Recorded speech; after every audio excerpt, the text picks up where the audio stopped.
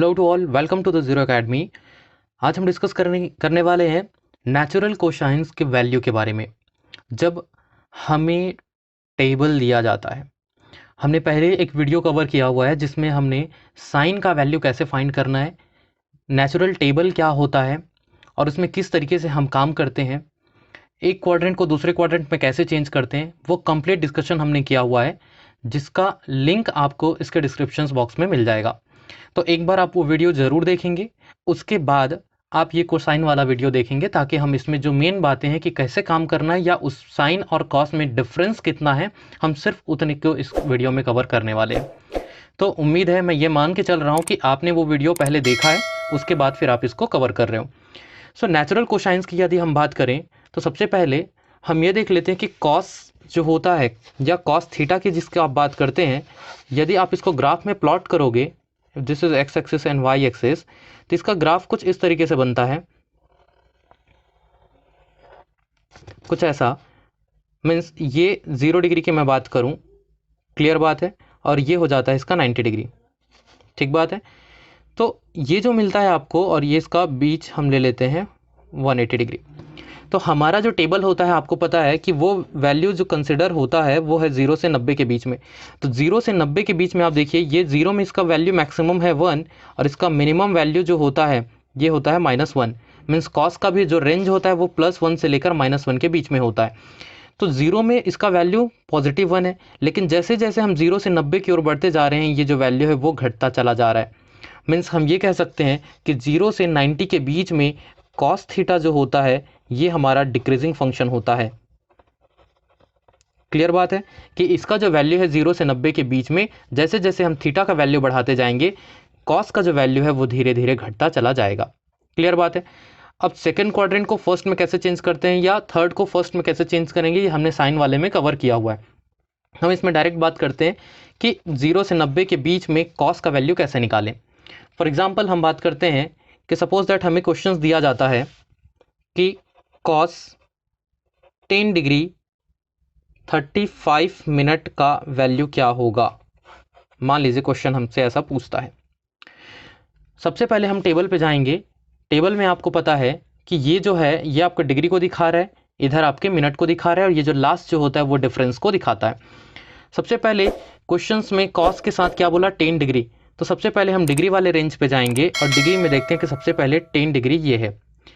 अगर इधर मेरा कुछ नहीं होता, केवल 10 डिग्री बस होता, तो मैं इस 10 डिग्री के वैल्यू को 0 मिनट में देखता, क्योंकि कोई और नहीं है, मतलब 0 मिनट पे।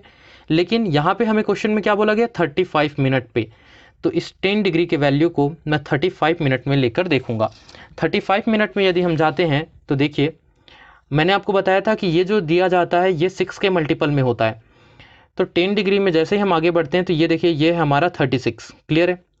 लेकिन हमें 35 चाहिए, मीन्स 36 से एक कम चाहिए।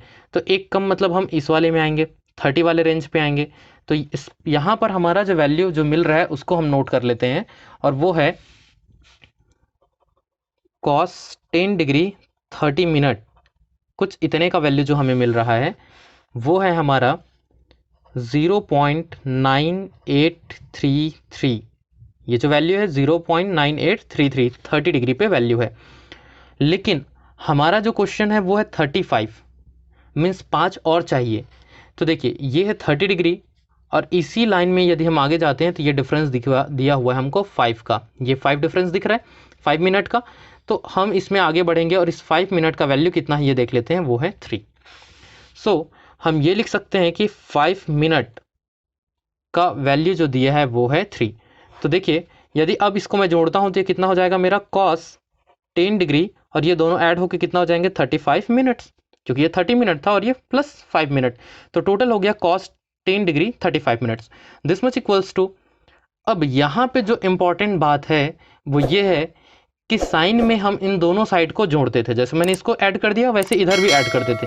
कॉस में जो डिफरेंस है वो ये है कि हमें यहाँ पे माइनस करना है, सब्सट्रैक्ट करना है। मीन्स 30 मिनट के लिए जो वैल्यू मिला है उसमें जो 5 मिनट का जो डिफरेंस जो होता है, हमेशा मैं किस चीज़ की बात कर रहा हूँ, हमेशा जो डिफरेंस की जो कॉलम जो दिया हुआ है उसको हमेशा घटाना है, सब्सट्रैक्ट करना है, माइनस करना है। क्लियर बात है। डिग्री को नहीं, उसके वैल्यू को माइनस करना है। ये आप माइनस करोगे तो हो जाएगा 0.9830। तो cos 10 डिग्री 35 मिनट का वैल्यू ये हो जाएगा। अब आपको पता है कि मैंने आपको अभी बताया कि कॉस जो होता है वो 0 से 90 के बीच में क्या है, डिक्रीजिंग है। जैसे जैसे थीटा का वैल्यू बढ़ता जाएगा उसका जो मान है वो घटता जाएगा। क्लियर बात है।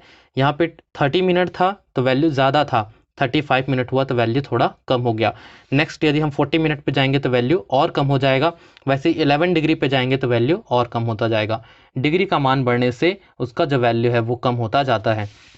अब देखिए आपको इस टेबल में ऊपर में भी यही चीज़ लिखा हुआ है कि numbers in difference column to be subtracted not added.